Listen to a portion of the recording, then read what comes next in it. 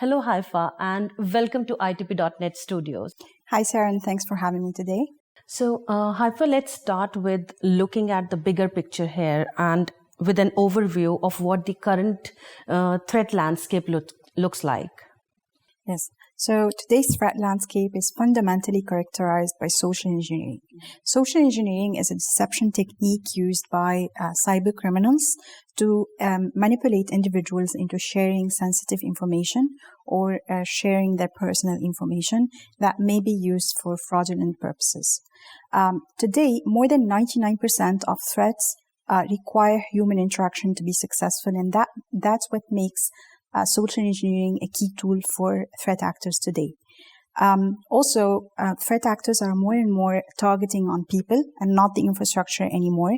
So they exploit their emotional drivers such as fear or curiosity or the need for rewards to manipulate them into do what they are instructed to do. Now, email security is something that we've been talking about for quite a while, which is why organizations have increased their email security measures as well. So, what would you say is the awareness? Is it really there? Otherwise, why email still remains such an attractive tool for hackers? Yes, actually, email is a constant tactic that threat actors are using today. Although strategies for cyber attacks keep on changing, but email remains the easiest channel because I believe it's the communication channel for the vast majority of professionals today. And also because it works, it's easy. It just takes a link, a click on a link or a download of an attachment for the whole organization's security to be compromised. As cyber threats become more sophisticated, it also becomes more challenging to stop them. Now, when it comes to modern email system and modern workplaces, how would you say organizations can go about stopping these threats before they reach the end users? As a matter of fact, threats are becoming more and more challenging to be detected because threat actors today are deploying multiple tactics. So they're combining, for example, cloud account compromise with impersonation, with spoofing, with credential phishing to actually social engineer the theft of data and get to manipulate the users to do what they instructed them to do. And detecting one or two tactic only is not sufficient for email security providers today to address the threat at a whole picture. In addition to that, email security providers today need to invest on technology, need to have the right data sources such as email traffic, cloud account activity, user data, domain data. So this information will allow threat analysts and machine learning models in general to detect these types of attacks and to also deploy integrated adaptive controls and measures to reduce the attack surface of email, people, and cloud accounts. So there's a need for organizations to actually have a change in strategy plus increased investments to make sure that all the threats are taken into consideration and they are mitigated, right? So email security providers today need to have a holistic solution, a people-centric solution that focuses on protecting people from threats targeting them because as we see, attackers are increasingly more and more targeting people and they're using advanced techniques, and to be able to detect the multiple tactics they're deploying, you need a holistic solution that covers multiple vectors. Right. Now, Haifa, talking about attacks such as phishing, business email compromise, and email account compromise, how prevalent would you say all of these risks are? Yes. So business email compromise and email account compromise specifically are purpose-built to use social engineering. So the definition of business email compromise is actually using the identity of a user that the individual trusts, so the sender, the individual trusts, and try to get them share their private information or sensitive information or transfer money. So they are one of the most expensive cyber attack threats today in the landscape.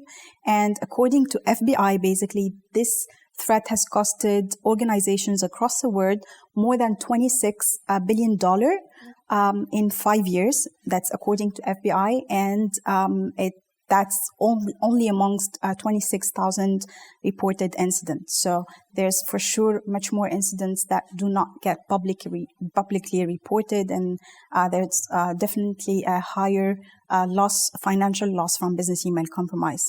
Also, speaking about business email compromise, so we've seen recently a lot of types of BC attacks. Some of them are payroll diversion scams. And in that specific type of attack, cyber threats actors actually pose as actually they send an email to human resources or to a payroll employee, and they ask them to change or update direct deposit information from the legitimate employee account to the fraudster account. Also, another type of scam or business email compromise scam we see frequently is gift card scams. And this is a type of technique that was used with other threats previously because it worked, it was successful. And also, it's really not easy to identify in terms of business email compromise as well, because this is usually an email that comes from a supervisor or an employee with higher authority and requests for assistance in purchasing gift cards for either clients or for the staff. And the reason why it's really successful and attackers are continuing to use this type of attack is that they use this to launder their money as well. So they actually benefit from the gift cards that the victims purchase from the retailer companies. So other type of business email compromise attacks include, for example, M&A frauds or supplier invoicing frauds, where, for example, the attacker poses as one of the trusted suppliers or business partner and asks for a change in account details, bank account details, or even a transfer of money or invoicing information. These are quite alarming numbers and some tactics that are kind of taking personal information, taking the compromised through business accounts, and quite a scary thing. Now, continuing from this question, what about supplier and third-party risks? Can you elaborate on that as well? Yes. So supplier risk in general is erroneously perceived as supplier invoicing scam only as part of business email compromise. But a Proofpoint research has proven recently that actually attackers are using the supply chain and the business partner ecosystem as an additional threat vector. So they're using them to launch all type of threats. And a recent research that we have done early this year on nearly 3,000 companies across the UK, the US, and Australia has proven that 98% of these organizations have at least received one threat coming from a supplier domain. And this research has also shown that the majority of the threats that are coming from a compromised supplier domain are also using social engineering, relying on the human nature. 74% of these were actually phishing emails and imposter emails, and less than 30% of these threats were malware related.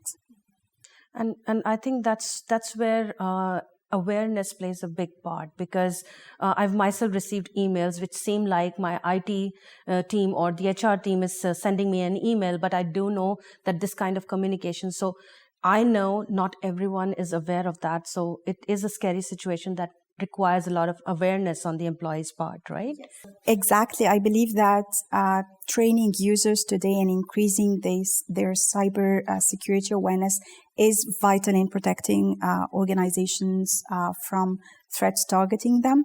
And I believe that security awareness and training needs to be a comprehensive ongoing program that should aim for changing behavior and should aim for turning the workforce into the last line of defense by allowing them to participate in enhancing the security posture of the organization. Ideally, those programs should also be targeting the users who need education the most based on the threats that we see targeting them. And ideally, it should be also training users on how they are likely to be manipulated and also on the consequences of these threats.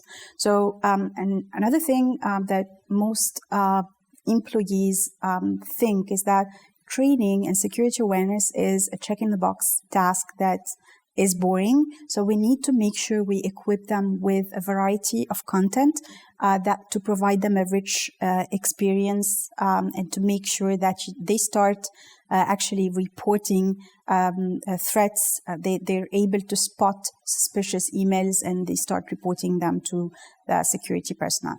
So Haifa, like you just said, today's cyber actors are actually taking advantage of social engineering, which means that they are actually exploiting human psychology rather than technical hacking techniques to infiltrate into businesses, and how the organizations, they need holistic solutions to make sure that their employees are safe, their data is safe, and no threat actors enter into it.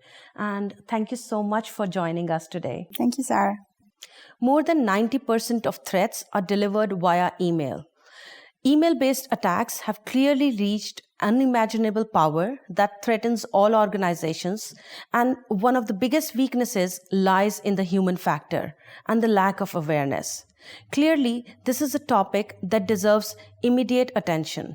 We will continue to bring you face-to-face with experts like Haifa today from Proofpoint, and deep dive articles on security and so much more on itp.net. So stay tuned.